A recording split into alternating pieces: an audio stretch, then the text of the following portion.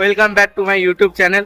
আজকে হচ্ছে তোমার 12ই এপ্রিল আর আজকে হচ্ছে ISL final Mohun Bagan versus Bengaluru FC match আছে। আজ থেকে ঠিক 2 বছর আগে এই আইএসএল ফাইনালই হয়েছিল গোয়ার মাটিতে। এইখানে আমরা পেনাল্টি শুট আউটে জিতেছিলাম। রিমি পেট্টাটস 2টো গোল করেছিল। আজকের ম্যাচটা যদি আমরা জিতি তাহলে হচ্ছে আমরা আইএসএল ফাইনালটা জিতবো এবং আমরা আইএসএল লিগ সিল অলরেডি জিতেছি। আইএসএল ফাইনাল মানে আমাদের ডবল হচ্ছে যে আমরা জিতবো। দেখি কি হয়। আজকে আমার প্রচুর মানে দাদারা খেলা দেখতে এসেছে, তাই সবাইকে দেখাবো, বিশাল এনজয় করবো। দেখা হচ্ছে মাঠের সঙ্গে। আজকে মেরিনাসা বর্তমানে অ্যাডমিন দাদারা এসেছে, তো কি হবে খেলার ফলাফল কি মনে হয়? 3-1 তুমি কি বলছো? একদম 3-1। আর কে গোল করবে আমাদের ভাই মনে একটা আলবার্তো রড্রিগেজ কিংবা টম হল্যান্ডের মধ্যে একটা, আর দুটো স্ট্রাইকার গোল করবে। একটা পেত্রাতোসও করতে পারে, আর আজকে আমার যতদূর সম্ভাবনা মনে হচ্ছে ম্যাকলারেন। আর গুরপ্রীত সিং সাধু কি আজকে বুঝে যাবে কে ভালো গোলকিপার, বিশাল না ও নিজে? সে তো নিজে আগেই বুঝে গেছে। আজকে আর কিছু বিশালের প্রমাণ করার ম্যাচ নেই, কিন্তু মোহনবাগান আজকে জিতবে। জয় মোহনবাগান। জয় মোহনবাগান।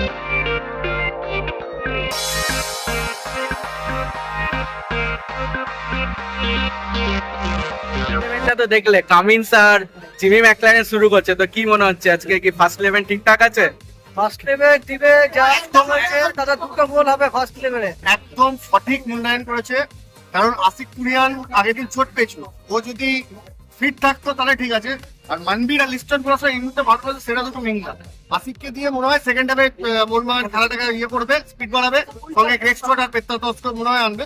কিন্তু আমার যতদূর ধারণা ফার্স্ট হাফেই একটা রেজাল্ট মোহনবাগান দিয়ে দেবে। একদম। তো যা ফার্স্ট 11-এ যেটা আছে সেটা আমি স্ক্রিনে দিয়ে দেবো। যা নামিয়েছে মোটামুটি সেট টিম নামিয়েছে। তো দেখা হচ্ছে, খেলার সব ভিজুয়ালস দেখাবো, আবার দেখাবে তোমাদের সঙ্গে হাফ টাইম।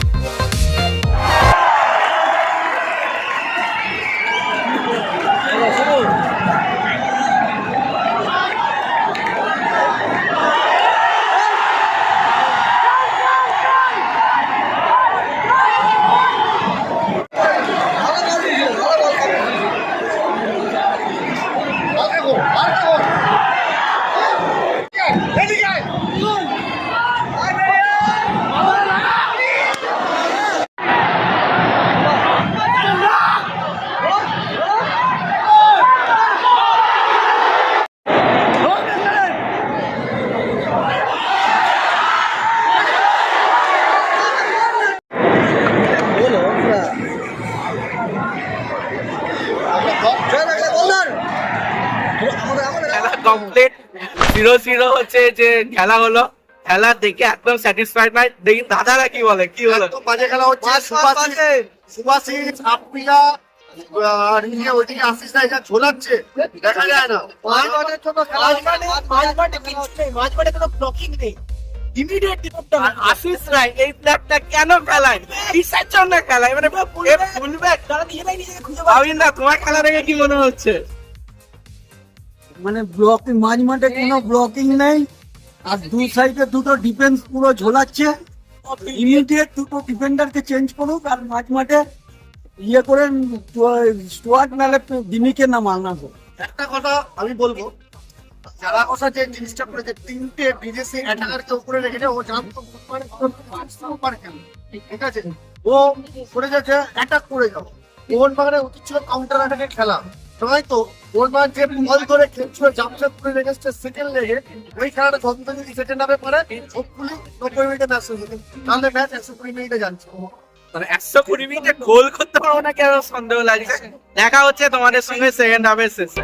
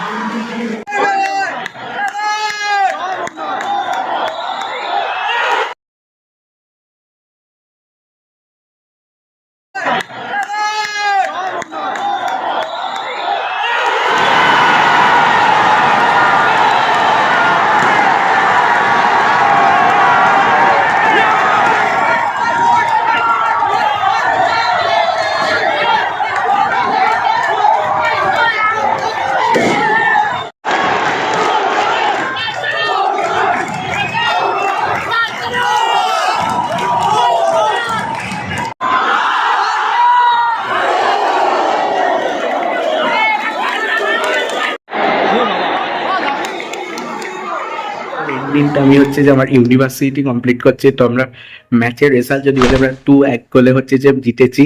ফার্স্টে জেসন কামিন্স হচ্ছে প্রেজাপসন ও বেঙ্গালুরু হচ্ছে যে একটা গোলে এড়িয়ে যায়, আলবাতো রড্রিগেজ একটা ওন গোল করে সেকেন্ডে, তারপর হচ্ছে তোমার জেসন কামিন্স এসে পেনাল্টি থেকে গোল শোধ করে, লাস্টে এক্সট্রা টাইমে ম্যাকলাইন হচ্ছে গোল শোধ করে। বাট আমি 90 মিনিটের পর মাঠ থেকে চলে এসেছিলাম, তো আমি গোলটা শ্যুট করতে পারিনি, তার জন্য আমি ক্ষমা প্রার্থী, কারণ আমারও কিছু পার্সোনাল রিজনস ছিল। বাট জিতেছি, খুবই ভালো লাগছে। ফার্স্ট হাফটা মোহনবাগান একদমই ভালো খেলেনি, সেকেন্ড হাফে মোহনবাগান দেখিয়ে দিয়েছে মোহনবাগান কি খেলতে পারে। তো এই সিজনের জন্য মোটামুটি মনে হয় আমার সব ব্লগ শেষ হয়ে গেল। দেখা হবে আবার নেক্সট সিজনে। আর যদি কোনো ফুটবল ম্যাচ কভার করি সুপার কাপে অবশ্যই চ্যানেলে দেবো। ততক্ষণের জন্য